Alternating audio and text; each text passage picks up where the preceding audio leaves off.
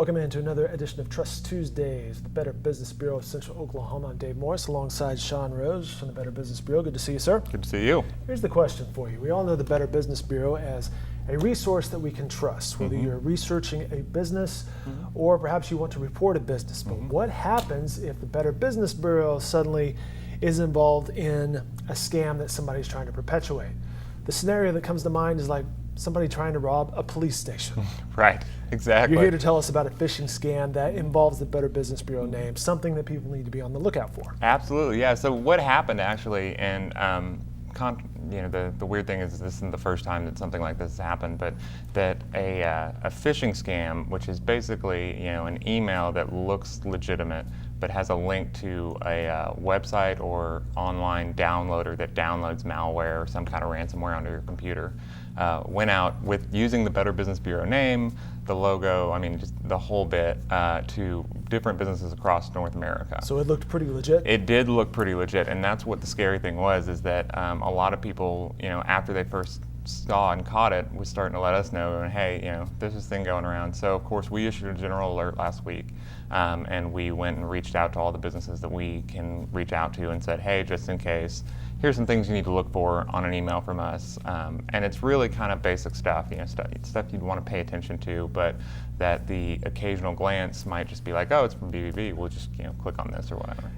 I guess it's like, if I send an email to Paige, who's back in the control room, she said, Dave's sending me an email. She would instantly trust the fact that it's coming from me without thinking twice about it. You would assume something from the Better Business Bureau that looks official and legit would be the same way. So absolutely. Of course they would probably want to launch onto you guys. However, there are some things you can look for. Yeah, so the first thing obviously is make sure you read the reply email address, because a lot of times there are different BBBs in North America. So the suffix, you might say, is going to be a different kind of, oklahomacity.bbb.org is ours.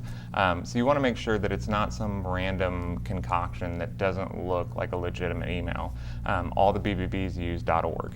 So always want to make sure that you're looking at that. The other thing is you want to do what you do with a lot of different emails, is just hover over the link. And if it doesn't go to an HTTPS site, it's definitely not from us. Or some sort of redirect at the end of the URL. Absolutely, or a massive yeah. URL. You're like, this just doesn't make sense. Something's not adding up here. Right, and the other big thing is, and what's it's the most common thing in scams, is there's a sense of urgency. So these emails look like complaints, like an automatic notification saying, hey, you've received a complaint from BBB, you have to check it right now. Or someone said, you have to check it right now, or your account's going to be terminated, which is weird because we don't have accounts. I don't really know what that's about, but sure. It's a different kind of thing altogether. And so it's those senses of urgency, those calls to action that just don't even look professional. And then the most common thing is spelling and grammatical errors. Right, just something a little bit off. Right, we use Spellcheck. I use it religiously sometimes. I do too, that doesn't always help me out. Exactly, you're just kind of like shooting through and trying to type it real quick, and then you see all these red lines, and you're like, wow, I need to read a book. Like, gotta go back to basics here.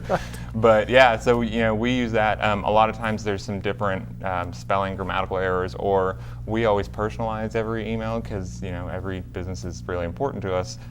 This will say, dear sir or madam.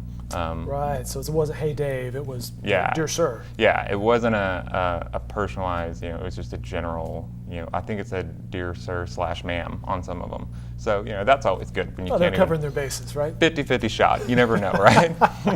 Another thing that may not have been the situation here, however, attachments are typically could be bad news. Always great, yeah, and some of them actually looked like we shared a document on Google Docs, which has been a very common phishing scam. But attachments are always kind of a 50-50 shot. You would think if it comes from BBB, it's a legitimate attachment. However, sometimes the attachment can actually be disguised as a malware program that, again, infects your computer, kind of locks up if it's a ransomware type deal, or steals a bunch of information. A lot of time what scammers are going for is that financial information, or if you have clients, payment histories, if you are in the medical field, social security numbers, just anything. Sometimes it'll even try to go after your HR information. These crooks are shifty. They are. It's so bad. All right, so if we happen to have one of these emails, what should we do with it? The first thing you do is don't open it. You can send it to phishing@bbb.org, Okay. which is always helpful. That's actually the national office, and they are coordinating with local and federal authorities on tracking down people who send these emails and shutting them down and prosecuting them to the fullest extent of the law. And the second thing is, after you forward it, if you don't open it, make sure you delete it, and make sure you delete it from your trash folder, because that's going to be pretty key. And then as soon as you can, go and change all your passwords. I was about to ask you about that. How important then is it to kind of do some housekeeping? It is, and you know what? Maybe it's a good time for that. Maybe you've been like, I just need to get all my passwords, shifted around. Make sure that you change your passwords. Nothing, too basic, too generic, but it's always a good extra step.